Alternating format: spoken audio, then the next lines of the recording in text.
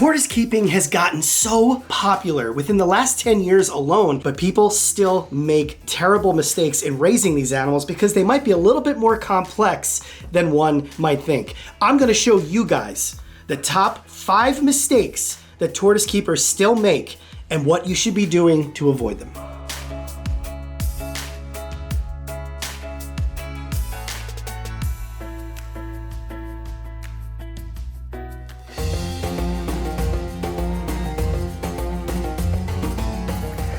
The number one issue we see in tortoise keeping is keeping them too dry. Now, here's great examples right in front of me. I've got 2 desert or arid dwelling tortoise species. One would think, right? They're both from Libya. This is the Libyan Greek tortoise.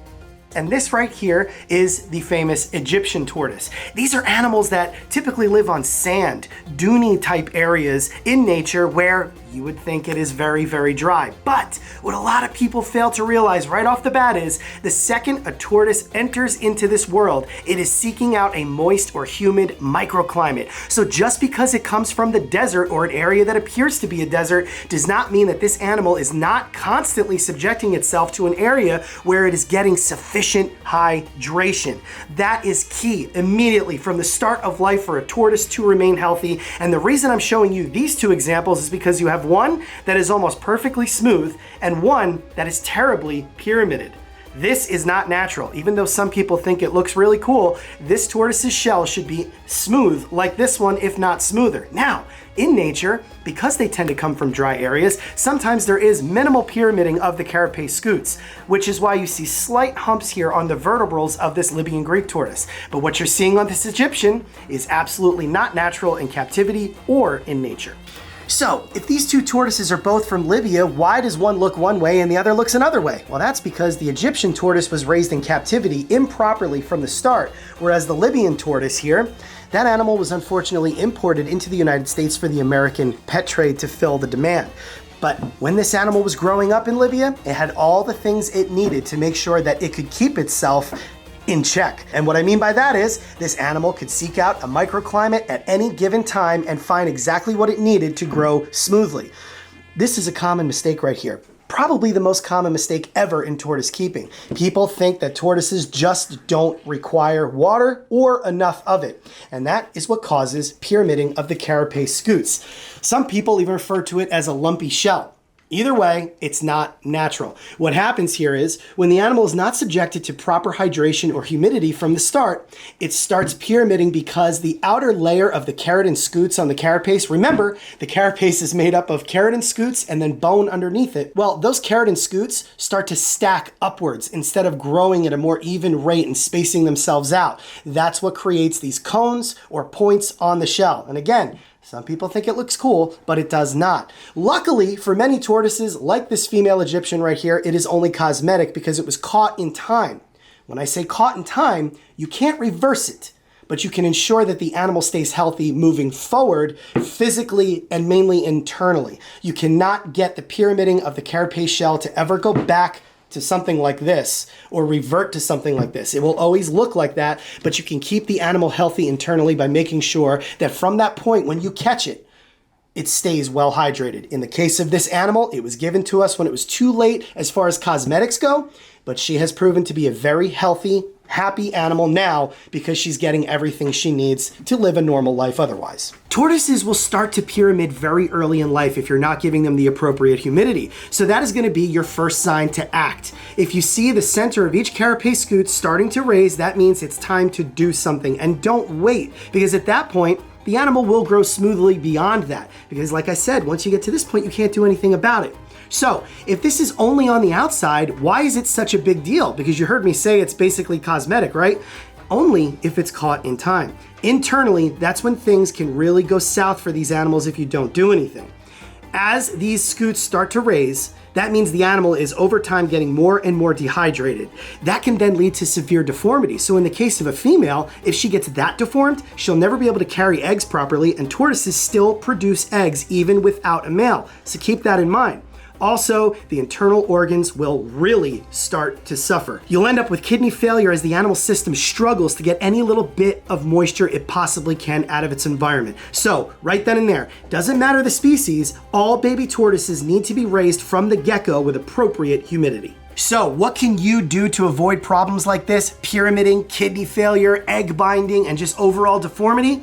Provide the animals with adequate hydration from day one. And the age of the animal doesn't matter either. You want to make sure that every single day of their lives they have access to fresh water. Keep a clean water bowl in there. Make sure the substrate is deep. And why? Because the animal needs to be able to burrow into moisture. If you keep a thin layer, it's just going to dry out. Keep misters and foggers on hand at all times. And if you do soaking, try to do that minimally unless you have no other way to offer the animal hydration, because when you soak them, you're actually forcing the bowel movements, which nobody in nature does that for them. So if you're keeping the environment humid enough, you will end up with an animal that stays healthy and of course grows beautifully. And remember, that goes for those arid dwelling species too.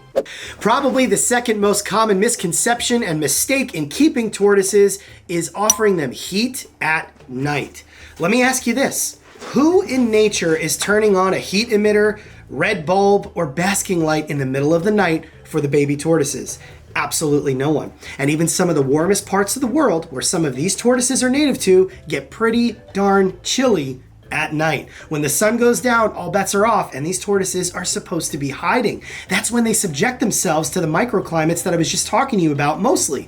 So overnight, the humidity builds up and they absorb that when they're hidden in leaf litter or the earth through their skin, cloaca, and even their mouths, and even through the shell, especially in the case of babies, because remember, the shell is not solid bone yet.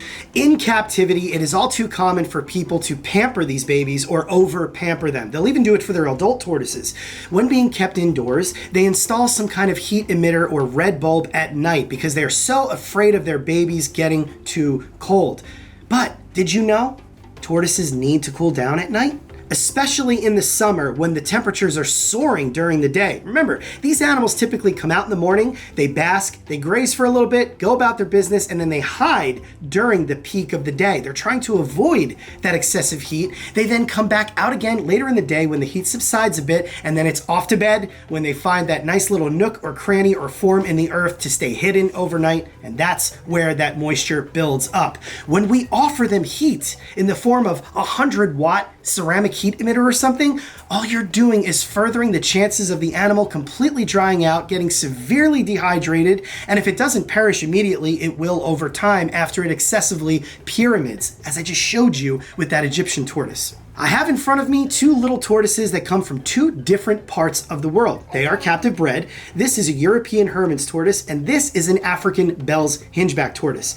During their active parts of the year, the temperatures are soaring where they naturally come from, and then they subside during other times of the year. In the case of the Hermann's tortoise, this animal will typically go through all 4 seasons, much like we do here in New Jersey. That means spring, summer, fall, and winter. Whereas the Bell's hingeback tortoise goes through more of a rainy and dry season. But even still, in Africa, it can get pretty cold at night. Nobody is installing a heat lamp over each and every one of these little tortoises as they sleep while it's dark out. So, don't do that, folks. Instead, just pay attention to your ambient temperatures. Both of these species can comfortably go well down into the low 60s and even high 50s. Yes, I said it, high 50s, and that's Fahrenheit, without intervention.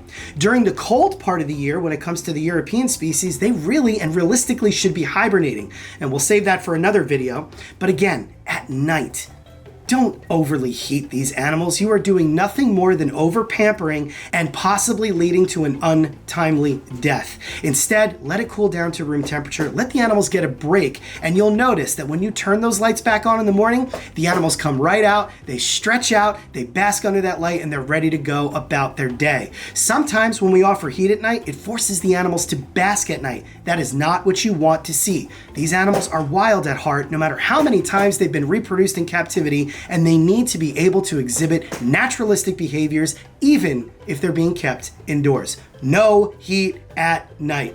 Now, of course, if you keep your animals in a reptile room or building that does get very cold at night during the winter, where your temperatures might start dropping down into the low 50s or high 40s, you absolutely do need to intervene. And at that point, either install something that's going to keep the ambient heat in the room up generally for everything in that room, or you can try some kind of ceramic heat emitter. Don't use red bulbs, and also don't keep lights on. The animals need a day and night cycle. So it's lights off, no light at night.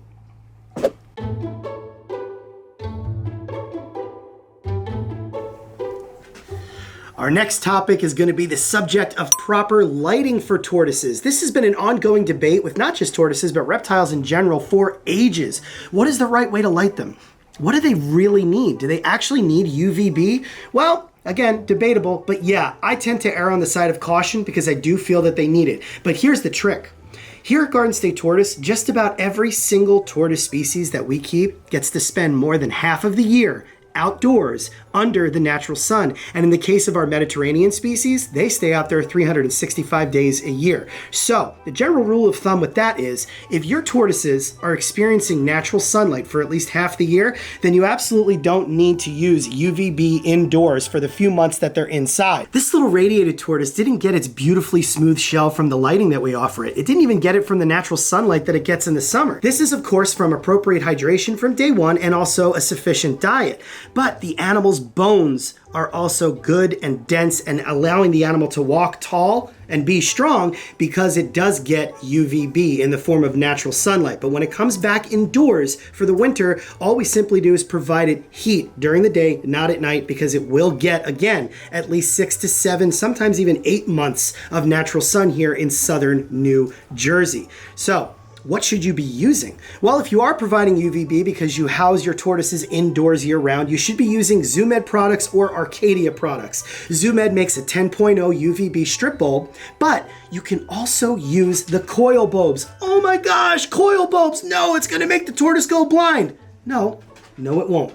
Not when it's suspended at a sufficient distance of at least 10 to 12 inches above the top of the tortoise's carapace, and also because coil bulbs, unlike strip bulbs, only highlight one spot for UVB. So unless the tortoise is literally standing underneath the light like this 24 hours a day, which it shouldn't be doing, that will never happen. The animal's eyes will be fine. So again, the distance you want to use the coil bulb, and of course the fact that it is only hitting one spot in the enclosure keeps the animal safe. So don't believe all the hype with that. I do prefer to use strip bulbs because the animal should be getting that broad spectrum of it, but don't fear coil bulbs, and we've even done videos with them. When using any UVB bulb, you're going to want to replace the bulb at anywhere between 3 and 5 months. Don't wait all the way to 6 or 9 months because at that point they've really lost their intensity. I don't care what anybody says. But again, that's only if you are housing your animals indoors mostly or exclusively. If they're getting that outdoor sun, you probably don't even really need to use it. At least that's my advice. When it comes to a basking light, all right? That is important. All heat must come from above a tortoise. You don't want it coming up. So that means heat pads and heat rocks out of the question. They are absolutely not suitable for tortoises of any size or age whatsoever. But if you use a basking light, again, Zoomed and Arcadia make really good bulbs for both uses, and anywhere between 100 and 160 watts are good. As far as mercury vapor bulbs go, which offer both UVA, UVB, and heat, don't use those on baby tortoises. They suck the life out of them. For this size and up, they're good, but again, you're gonna need to change those every 3 to 5 months if you're using them mostly for UVB.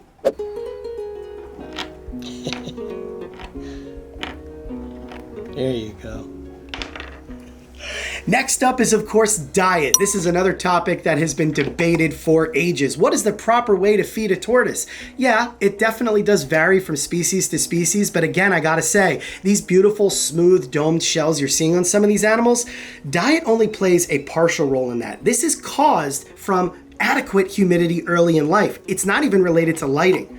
What happens with diet happens internally. And what I mean by that is, if you're feeding an improper diet, you're going to experience sick tortoises internally mostly. Kidney failure, fatty liver disease, all kinds of issues like that that affect the organs. And one of the biggest misconceptions with the diet is thinking that these animals need to eat a lot of fruit. This is an Aldabra tortoise. This is Mickey. She's a tortoise that we have been raising since she was this big. We give her fruit very minimally because it's not good for her. okay? Fruit causes a lot of problems because these animals are not designed to process the sugars in them. Now, of course, they're opportunistic feeders, so if there's something that falls from a tree or a plant and hits the floor, absolutely these tortoises are going to eat it up.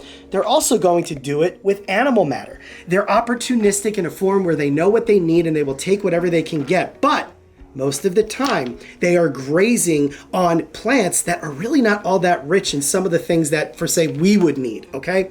These animals should be eating dark leafy greens, weeds, flowers, shoots. They'll even lift their bodies up high to pull things from trees.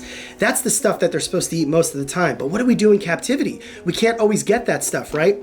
That's why you offer a varied diet. Mickey right here is eating commercial Missouri tortoise diet, and she's also getting some kale. But guess what? She won't get these items for probably another 2, maybe even 3 weeks. She will get things like hibiscus flowers and leaves, a lot of hay, grass, weeds, other flowers, but very, very little fruit. And that even goes for species like redfoot tortoises, okay? Those animals do need a little bit of protein, which is why they should get some animal matter, more so than something like a Herman's tortoise. But when it comes to fruit, that should be offered as sparingly as possible. In the case of the giant tortoises, like the Aldabra and Galapagos tortoises, which are the 2 largest tortoises in the world, they can suffer from something called goiter, where they get that really nasty bulge at the bottom of the neck. There's different causes for that, but they have talked about how fruit can play a role. So Mickey will get a banana or something like that every once in a blue moon. But if you do offer fruit, again, it's okay as a treat or something, offer something like berries. Those are going to be better for the animals than something like an apple or a banana, for example.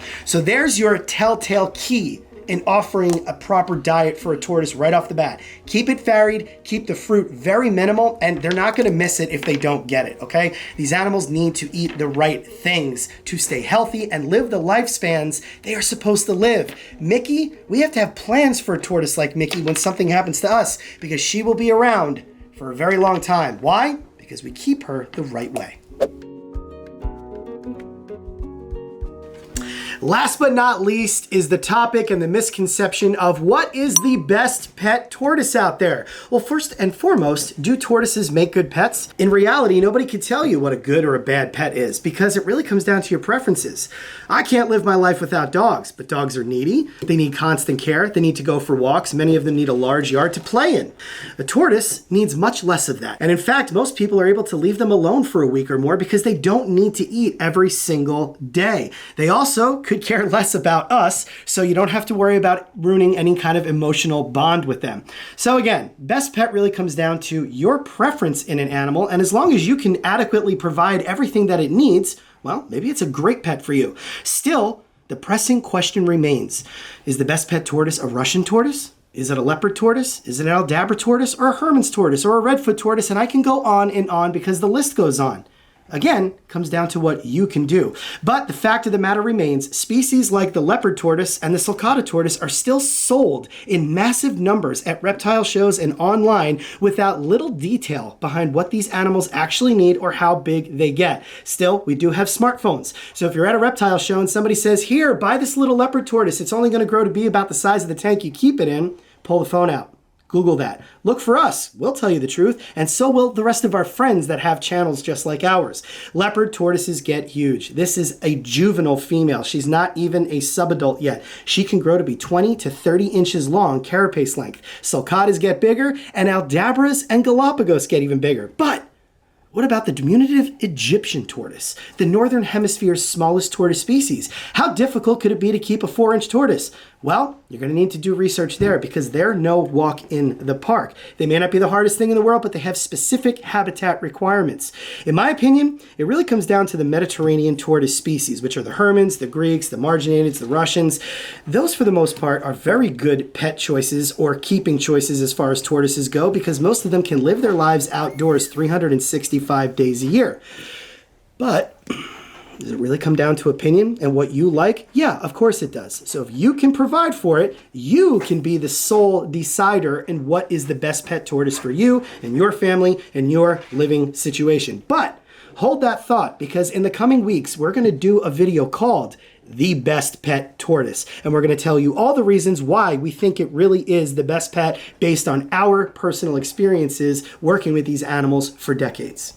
Without a doubt, tortoises are complex animals to an extent, and they have specific requirements. So it's our hope that channels like ours can offer you guys the real tools in keeping them healthy and around for as long as they should be. And that doesn't just go for people keeping them as pets. Veterinarians, zoos, conservation entities, everyone should be using information. We will always stay current and offer you guys the most up-to-date information out there. If you guys really want to know how to start your tortoises off right from the moment they hatch so that they grow like this and stay healthy, click this video right here.